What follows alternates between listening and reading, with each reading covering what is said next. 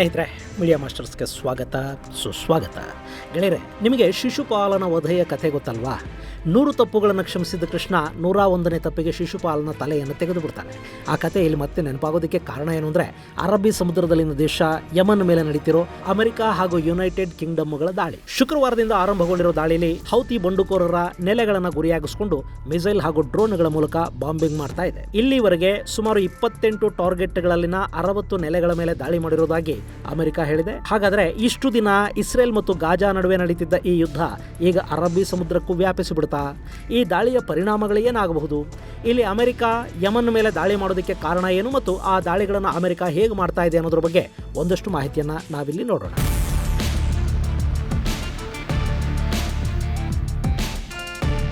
ಗೆಳೆಯರೆ, ಇತ್ತೀಚೆಗೆ ಶುರುವಾಗಿರೋ Israel Hamas ಸಂಘರ್ಷದ ಬಗ್ಗೆ ನಿಮಗೆ ಗೊತ್ತಿದೆ. ಇಸ್ರೇಲ್ ಗಾಜಾ ಮೇಲೆ ಅಂದ್ರೆ ಹಮಾಸ್ ಉಗ್ರರ ಮೇಲೆ ದಾಳಿ ಶುರು ಮಾಡಿದ ಬೆನ್ನಲ್ಲೇ ಹಮಾಸ್ಗೆ ಬೆಂಬಲವಾಗಿ ನಾವು ಕೂಡ ಇದ್ದೀವಿ ಅಂತ ಲೆಬನಾನ್ನ ಹೆಜ್ಬುಲ್ಲಾಗಳು, ಯಮನ್ನ ಹೌತಿಗಳು ಇಸ್ರೇಲ್ ವಿರುದ್ಧ ದಾಳಿ ಮಾಡೋದಕ್ಕೆ ಶುರು ಮಾಡಿ. ಇಲ್ಲಿ ಹೆಜ್ಬುಲ್ಲಾಗಳೇನೋ ಇಸ್ರೇಲ್ ಜೊತೆ ಗಡಿ ಹಂಚಿಕೊಳ್ಳೋ ಲೆಬನಾನ್ನಲ್ಲಿದ್ದಾರೆ, ಸರಿ. ಆದರೆ ಇಸ್ರೇಲ್ನಿಂದ ಸಾಕಷ್ಟು ದೂರದಲ್ಲಿರುವ ಯಮನ್ನ ಹೌತಿಗಳು ಇಸ್ರೇಲ್ ಕಡೆಗೆ ಮಿಸೈಲ್ ಹಾರಿಸೋದಕ್ಕೆ ಶುರು ಮಾಡಿದ್ರು. ಇಲ್ಲಿ ಹೆಜ್ಬುಲ್ಲಾ ಮತ್ತು ಹೌತಿಗಳ ನಡುವಿನ ಕಾಮನ್ ಲಿಂಕ್ ಏನು ಅಂದ್ರೆ, ಆ ಎರಡೂ ಕೂಡ ಶಿಯಾ ಸಂಘಟನೆಗಳು ಮತ್ತು ಅವೆರಡನ್ನು ಸಾಕ್ತಾ ಇರೋದು ಇರಾನ್. ಇನ್ನು ಇಲ್ಲಿ ಹೌತಿಗಳಿಗೆ ನೇರವಾಗಿ ಇಸ್ರೇಲ್ನ ನೆಲದ ಮೇಲೆ ದಾಳಿ ಮಾಡೋದಕ್ಕೆ ಸಾಧ್ಯ ಆಗ್ತಾ ಇಲ್ಲ. ಹೀಗಾಗಿ ಅವರು ಸಮುದ್ರ ಮಾರ್ಗದಲ್ಲಿ ಸಂಚರಿಸುವ ಇಸ್ರೇಲಿನ ವ್ಯಾಪಾರಿ ಹಡಗುಗಳನ್ನು ಗುರಿ ಮಾಡಿಕೊಂಡು ದಾಳಿ ಮಾಡೋದಕ್ಕೆ ನಿಂತರು. ಇಲ್ಲಿ ಯಮನ್ ಅನ್ನೋ ದೇಶ ಇದೆಯಲ್ಲ, ಇದು ಅರಬ್ಬಿ ಸಮುದ್ರ ಹಾಗೂ ಕೆಂಪು ಸಮುದ್ರಗಳು ಕೂಡೋ ಕಡೆ ಅತ್ಯಂತ ಆಯಕಟ್ಟಿನ ಜಾಗದಲ್ಲಿದೆ. ಇನ್ನು ಇಲ್ಲಿ ಗಲ್ಫ್ ಆಫ್ ಏಡನ್ ಇದೆ, ಅದರ ಪಕ್ಕದಲ್ಲೇ ಬಾಬ್ ಅಲ್ ಮಂದಾಬ್ ಸ್ಟ್ರೈಟ್ ಕೂಡ ಇದೆ. ಈ ಕೆಂಪು ಸಮುದ್ರದ ವ್ಯಾಪಾರಿ ಮಾರ್ಗದ ಬಗ್ಗೆ ನಿಮಗೆ ಈ ಹಿಂದೆ ಸಾಕಷ್ಟು ಬಾರಿ ಹೇಳಿದ್ದೀನಿ. ಇದು ಪೂರ್ವ ಮತ್ತು ಪಶ್ಚಿಮದ ದೇಶಗಳನ್ನು ಕೂಡಿಸುವ ಸಾಗರ ವ್ಯಾಪಾರಿ ಮಾರ್ಗ. ಯುರೋಪ್ನಿಂದ ಸರಕು ಸಾಮಗ್ರಿಗಳನ್ನು ತುಂಬಿಕೊಂಡು ಬರೋ ಹಡಗುಗಳು ಹೀಗೆ ಮೆಡಿಟರೇನಿಯನ್ ಸಮುದ್ರವನ್ನು ಪ್ರವೇಶ ಮಾಡುತ್ತವೆ. ಅಲ್ಲಿಂದ ಸುಯೇಜ್ ಕೆನಾಲ್ ಮೂಲಕ ಕೆಂಪು ಸಮುದ್ರಕ್ಕೆ ಇಳಿಯುತ್ತವೆ. ಅಲ್ಲಿಂದ ಹೀಗೆ ಬಂದು ಗಲ್ಫ್ ಆಫ್ ಏಡನ್ ಮೂಲಕ ಅರಬ್ಬಿ ಸಮುದ್ರವನ್ನು ಪ್ರವೇಶ ಮಾಡಿ ಅಲ್ಲಿಂದ ಹಿಂದೂ ಮಹಾಸಾಗರದ ಮೂಲಕ ಪೂರ್ವ ದೇಶಗಳಿಗೆ ಹೋಗುತ್ತವೆ.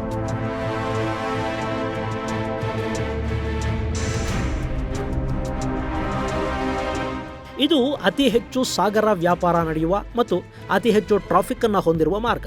ಇಲ್ಲಿ ಆಗಾಗ ಸುಯೇಜ್ ಕೆನಾಲ್ನಲ್ಲಿ ಟ್ರಾಫಿಕ್ ಜಾಮ್ ಕೂಡ ಆಗುತ್ತೆ ಅನ್ನೋ ಕಾರಣಕ್ಕೆ ಕೆಲ ಹಡಗುಗಳು ಆಫ್ರಿಕಾನ ಸುತ್ತಾಕೊಂಡು ಕೇಪ್ ಆಫ್ ಗುಡ್ ಹೋಪ್ ಮೂಲಕ ಹಿಂದೂ ಮಹಾಸಾಗರವನ್ನು ತಲುಪುತ್ತವಾದರೂ ಹೀಗೆ ಬರೋದ್ರಿಂದ ಸಾಕಷ್ಟು ಸಮಯ ಹಾಗೂ ಇಂಧನ ಖರ್ಚಾಗುತ್ತೆ. ಇದು ಅತ್ಯಂತ ಹೆಚ್ಚು ವೆಚ್ಚದಾಯಕ ಹಾದಿ.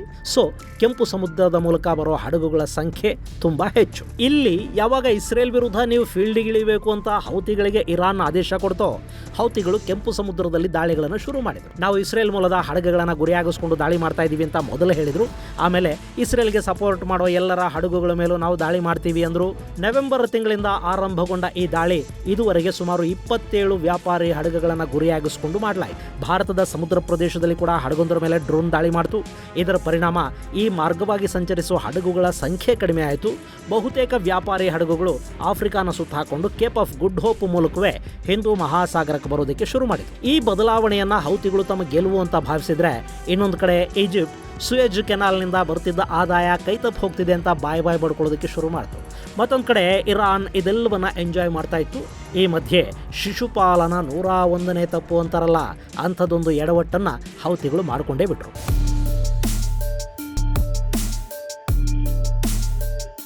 ಗೆಳೆಯರೆ, ನಿಮಗೆ 2ನೇ ವಿಶ್ವಯುದ್ಧದ ಕತೆ ಗೊತ್ತಲ್ವಾ?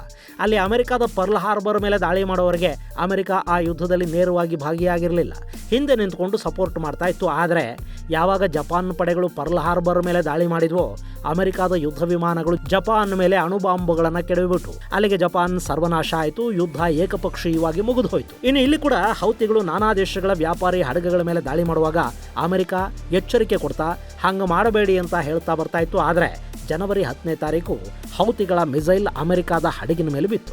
ಅಲ್ಲಿಗೆ ಶಿಶುಪಾಲನ 101ನೇ ತಪ್ಪು ಕೂಡ ಮುಗಿದ ಹಾಗಾಯಿತು. ಅಮೆರಿಕ ಹೌತಿಗಳ ಮೇಲೆ ದಾಳಿಗೆ ಮುಂದಾಯಿತು. ಅದಕ್ಕಾಗಿ ಒಂದಷ್ಟು ಮಿತ್ರ ದೇಶಗಳು ಒಂದಾದವು. ಆಸ್ಟ್ರೇಲಿಯಾ, ಜಪಾನ್, ದಕ್ಷಿಣ ಕೊರಿಯಾ, ಬ್ರಿಟನ್, ಜರ್ಮನಿ ಹೀಗೆ ಒಂದಷ್ಟು ದೇಶಗಳು ಯಮನ್ ಬಂಡುಕೋರರ ವಿರುದ್ಧ ದಾಳಿಗೆ ಒಪ್ಪಿಗೆಯನ್ನು ಸೂಚಿಸಿದ್ವು. ಅಲ್ಲಿವರೆಗೆ ಕೆಂಪು ಸಮುದ್ರದಲ್ಲಿ ತಯಾರಿಯನ್ನು ಮಾಡಿಕೊಳ್ತಾ ಇದ್ದ ಅಮೆರಿಕ ಶುಕ್ರವಾರ ತನ್ನ ಸೆಂಟ್ರಲ್ ಕಮಾಂಡ್ಗೆ ಯಮನ್ ಮೇಲೆ ದಾಳಿಗೆ ಆದೇಶವನ್ನು ಕೊಡ್ತು. ಕೆಂಪು ಸಮುದ್ರದಲ್ಲಿನ ಅಮೆರಿಕದ ಯುದ್ಧ ವಿಮಾನ ವಾಹಕದ ಮೂಲಕ ಯುದ್ಧ ವಿಮಾನಗಳು ಆಕಾಶಕ್ಕೆ ಹಾರಿದ್ವು. ಮೊದಲು ಅಮೆರಿಕದ ರಡಾರ್ ವಿಮಾನ ಹೋಯಿತು. ಅದು ಯಮನ್ ಹಾಗೂ ಸುತ್ತಮುತ್ತಲಿನ ಪ್ರದೇಶಗಳಿಂದ ಕಡೆಯಿಂದ ಬರಬಹುದಾದ ಸಂಭಾವ್ಯ ದಾಳಿಗಳನ್ನು ನ್ಯೂಟ್ರಲೈಸ್ ಮಾಡೋದರ ಜೊತೆಗೆ ಯೆಮನ್ನ ರಡಾರ್ಗಳನ್ನು ಹ್ಯಾಕ್ ಮಾಡ್ತು ಮತ್ತು ಅಲ್ಲಿನ ಸಿಗ್ನಲ್ಗಳನ್ನು ಸಂಗ್ರಹಿಸಿ ಅಟ್ಯಾಕಿಂಗ್ ಏರ್ಕ್ರಾಫ್ಟ್ಗೆ ಕಳುಹಿಸಿಕೊಡ್ತು. ಈ ಮಾಹಿತಿಯ ಆಧಾರದ ಮೇಲೆ ಯುದ್ಧ ವಿಮಾನಗಳು ಯೆಮನ್ನ ಸೇನಾಗಾರಗಳನ್ನು, ರಡಾರ್ ಸೆಂಟರ್ಗಳನ್ನು, ಮಿಸೈಲ್ ಹಾಗೂ ಡ್ರೋನ್ ಉಡಾವಣಾ ಕೇಂದ್ರಗಳನ್ನು ಗುರಿಯಾಗಿಸಿಕೊಂಡು ದಾಳಿ ಮಾಡೋದಕ್ಕೆ ನಿಂತುಕೊಂಡು, ಜೊತೆಗೆ ಸೈಪ್ರಸ್ನಿಂದ ಬ್ರಿಟನ್ ಕೂಡ ಯೆಮನ್ ಮೇಲೊಂದಷ್ಟು ದಾಳಿ ಮಾಡಿದೆ. ಒಟ್ಟಾರೆ ಈಗ ಯೆಮನ್ ಅಮೆರಿಕ ಹಾಗೂ ಬ್ರಿಟನ್ಗಳ ದಾಳಿಗೆ ನಲುಗಿ ಹೋಗ್ತಾ ಇದೆ.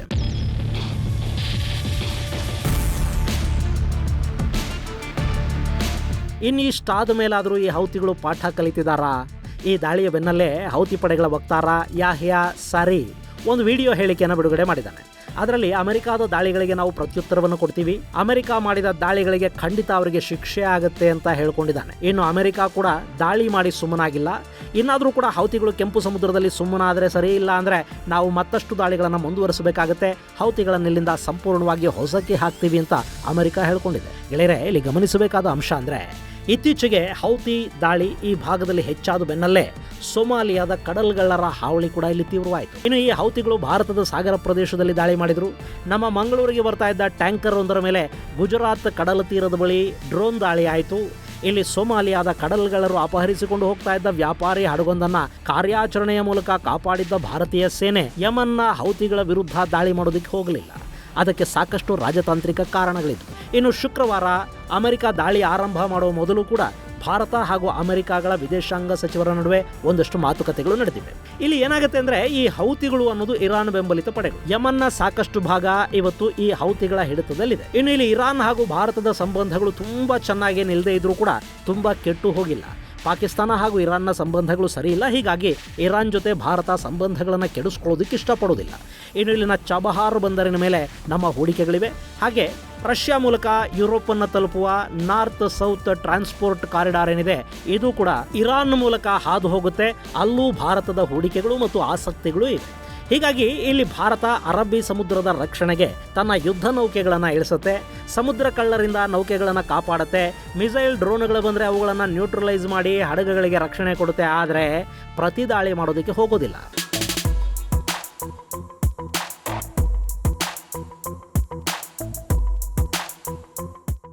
ಅದಕ್ಕಿರೋ ಇನ್ನೊಂದು ಬಲವಾದ ಕಾರಣ ಅಂದರೆ, ಇಲ್ಲಿ ಯೆಮನ್ ಮೇಲೆ ಭಾರತ ದಾಳಿ ಮಾಡಿದರೆ ಇಸ್ರೇಲ್ಗೆ ನೇರವಾಗಿ ಭಾರತ ಬೆಂಬಲ ಕೊಟ್ಟ ಹಾಗಾಗುತ್ತೆ ಮತ್ತು ಭಾರತ ಕೂಡ ಈ ಯುದ್ಧದಲ್ಲಿ ಭಾಗಿಯಾದ ಹಾಗಾಗುತ್ತೆ. ಹಾಗಾಗಲಿ ಅಂತಲೇ ಸಾಕಷ್ಟು ಶತ್ರುಗಳು ಕಾಯ್ತಾ ಇದ್ದಾರೆ. ಅವರ ಉದ್ದೇಶ ಈಡೇರೋದು ಭಾರತಕ್ಕೆ ಬೇಕಾಗಿಲ್ಲ. ಹೀಗಾಗಿ ಭಾರತ ಇಲ್ಲಿ ನ್ಯೂಟ್ರಲ್ ಆಗಿದೆ. ಆದರೆ ಅಮೆರಿಕ ಮಾಡ್ತಾ ಇರೋ ದಾಳಿಗೆ ಬೇಕಾದ ಸಹಾಯವನ್ನು ಮಾಡೋದಕ್ಕೆ ಭಾರತ ಸಿದ್ಧ ಇದೆ. ಅಲ್ಲಿ ಅಮೆರಿಕ ಯೆಮನ್ ಮೇಲೆ ದಾಳಿ ಮಾಡ್ತಾ ಇದ್ದರೆ ಅರಬ್ಬಿ ಸಮುದ್ರ ಹಾಗೂ ಹಿಂದೂ ಮಹಾಸಾಗರದಲ್ಲಿ ವ್ಯಾಪಾರಿ ಹಡಗುಗಳನ್ನು ಪ್ರೊಟೆಕ್ಟ್ ಮಾಡೋ ಜವಾಬ್ದಾರಿಯನ್ನು ಭಾರತ ಹೊತ್ತಿದೆ. ಇನ್ನು ಇದುವರೆಗೆ ನಡೆದ ದಾಳಿಗಳಲ್ಲಿ ಎಷ್ಟು ಸಾವು ನೋವು ಉಂಟಾಗಿದೆ ಅನ್ನೋ ಬಗ್ಗೆ ಖಚಿತವಾದ ಮಾಹಿತಿ ಲಭ್ಯವಾಗಿಲ್ಲ. ಆದರೆ ಈ ದಾಳಿಗಳು ಯೆಮನ್ ಹಾಗೂ ಹೌತಿಗಳಿಗೆ ಸಾಕಷ್ಟು ನಷ್ಟವನ್ನಂತೂ ಉಂಟು ಮಾಡ್ತಾ ಇವೆ. ಗೆಳೆಯರೆ, ಈ ಯೆಮನ್ ಅನ್ನೋ ದೇಶ ಇದೆಯಲ್ಲ, ಇದು ಅರಬ್ ಪೆನಿನ್ಸುಲಾದ 2ನೇ ಅತಿ ದೊಡ್ಡ ದೇಶ. ಸುಮಾರು 5,30,000 ಚದರ ಕಿಲೋಮೀಟರ್ ವಿಸ್ತೀರ್ಣವನ್ನ ಹೊಂದಿರುವ ಈ ಯೆಮನ್ನಲ್ಲಿ 3,44,50,000 ಜನ ವಾಸ ಮಾಡ್ತಾರೆ. ಇಲ್ಲಿ 99% ಮುಸಲ್ಮಾನರೇ ಇದ್ದಾರೆ. ಆ ಪೈಕಿ 65% ಸುನ್ನಿಗಳಿದ್ದಾರೆ. ಇನ್ನು 35% ಝೈದಿ ಶಿಯಾಗಳಿದ್ದಾರೆ. ಒಂದು ಕಾಲಕ್ಕೆ ಈ ಯೆಮನ್ ಕೂಡ ಅಲ್ಲಿನ ಬೇರೆ ದೇಶಗಳ ಥರಾನೇ ಇತ್ತು. ಆದರೆ ಅಲ್ಲಿ ಶುರುವಾದ ರಾಜಕೀಯ ಸಂಘರ್ಷಗಳು, ಪಕ್ಕದ ಸೌದಿ ಅರೇಬಿಯಾದ ಹಸ್ತಕ್ಷೇಪ, ಅಲ್ಲಿನ ನಾಯಕರ ಅಸಮರ್ಥತೆಯ ಕಾರಣದಿಂದ ಆ ದೇಶ ಬಡತನಕ್ಕೆ ಬಿತ್ತು. ಹಸಿವು, ನಿರುದ್ಯೋಗಗಳು ಹೆಚ್ಚಾದವು. ರಾಜಕೀಯ ಅಸ್ಥಿರತೆ ಅಲ್ಲಿ ಉಂಟಾಯಿತು. ಅಲ್ಲಿನ ಆಡಳಿತಗಾರರ ಭ್ರಷ್ಟಾಚಾರದ ವಿರುದ್ಧ ಜನ ದಂಗೆದ್ರು. ಅಲ್ಲಿ ಇಸ್ಲಾಮಿಕ್ ಭಯೋತ್ಪಾದಕರು ಬಂದು ಕೂತರು. ಶಿಯಾ ಹಾಗೂ ಸುನ್ನಿಗಳ ಜಗಳಗಳು ಶುರುವಾದವು. ಸುನ್ನಿಗಳ ಬೆನ್ನಿಗೆ ಸೌದಿ ಅರೇಬಿಯಾ ನಿಂತುಕೊಳ್ತು. ಶಿಯಾಗಳ ಸಹಾಯಕ್ಕೆ ಇರಾನ್ ಬಂತು. ಇರಾನ್ನ ಸಹಾಯದಿಂದ ಅಲ್ಲಿ ಹೌತಿ ಬಂಡುಕೋರ ಪಡೆಗಳು ಹುಟ್ಟುಕೊಂಡವು. ಇವತ್ತು ಯೆಮನ್ನ ಬಹುಪಾಲು ನೆಲ ಈ ಹೌತಿಗಳ ಹಿಡಿತದಲ್ಲೇ ಇದೆ. ಯೆಮನ್ನ ರಾಜಧಾನಿ ಸನಾ ಕೂಡ ಹೌತಿಗಳ ಆಡಳಿತದಲ್ಲೇ ಇದೆ. ರಶೀದ್ ಅಲ್ ಅಲಿಮಿ ನೇತೃತ್ವದ ಸರ್ಕಾರಕ್ಕೆ ಸೌದಿ ಹಾಗೂ ಅಮೆರಿಕದ ಬೆಂಬಲ ಇದೆ. ಇದನ್ನು ಅಧಿಕೃತ ಸರ್ಕಾರ ಅಂತ ಪರಿಗಣಿಸಲಾಗ್ತಾ ಇದೆ. ಈ ಸರ್ಕಾರ ಏಡೆನ್ ಅನ್ನ ರಾಜಧಾನಿಯನ್ನಾಗಿ ಮಾಡಿಕೊಂಡು ಆಳ್ವಿಕೆ ಮಾಡ್ತಾ ಇದ್ರೆ, ಯೆಮನ್ನ ರಾಜಧಾನಿ ಸನಾ ಹೌತಿಗಳ ಹಿಡಿತದಲ್ಲಿದೆ.